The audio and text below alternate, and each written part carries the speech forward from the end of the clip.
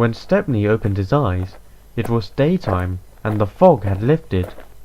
He looked in front of him and saw his driver, fireman, and the signalman walking towards him. Morning, Stepney. How was your night? Oh, am I glad to see you? The crew were confused. They then looked closely at their engine and realized he was very pale. Stepney? What's the matter? Are you okay?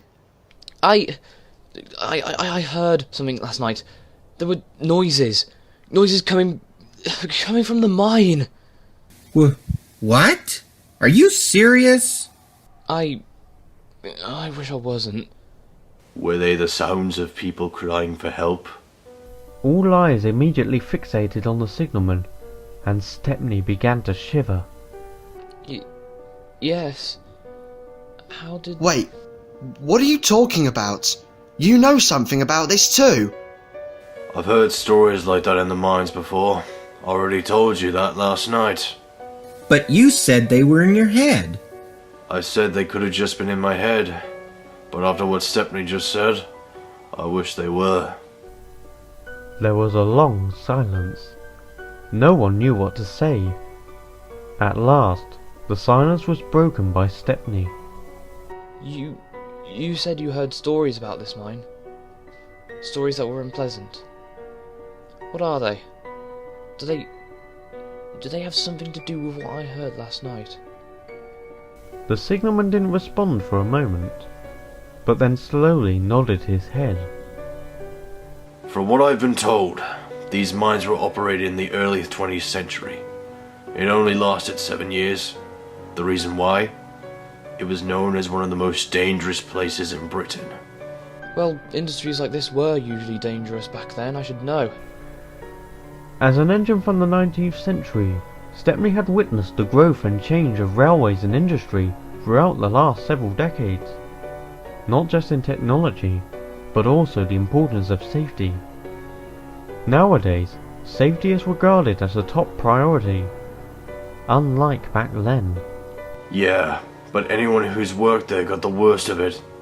The equipment was rarely well maintained and most of it was out of date. That sort of thing led to accidents. Well, I say accidents, but if the people in charge did their job and make sure the place was in proper working condition, it would have lasted longer. It was believed that the managers didn't give a damn about their workers. They were all expendable in their eyes. So, I always saw those accidents as murders. Stepney and his crew went pale after hearing that. Those who were in the mine, however, suffered the most. The wooden shafts holding them up were weak and rotten. No one had ever considered replacing them. That resulted in several collapses that occurred over those 7 years, leaving many miners trapped. At least when it came to those with the equipment, their deaths were most quick and painless.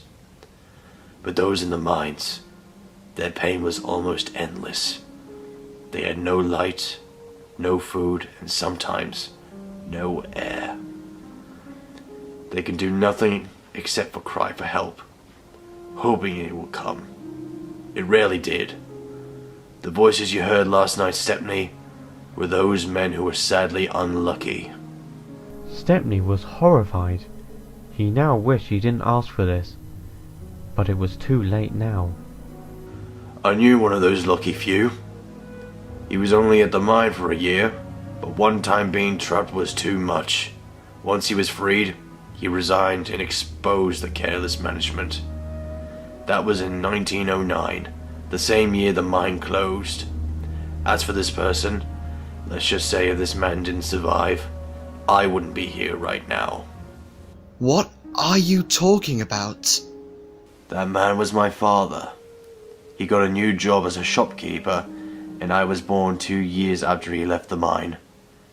He told me all this when I was a teenager, and well, my reaction was the same as yours. When I became the signalman and was assigned to this box, at first I was scared, but when I think about it, it felt right for me to be here, to keep those lonely miners some company. As the son of one of their colleagues, even though I can't help them, and I have to listen to them suffer, almost every single night. The signalman sighed and looked back at the crew and Stepney. I called ahead, and there aren't any trains scheduled to come down this route, so you have a clear path. Sorry I scared you. It's fine. Stepney said quietly. In truth, he wasn't scared anymore, but felt sad. The crew entered the cab, and the little engine puffed away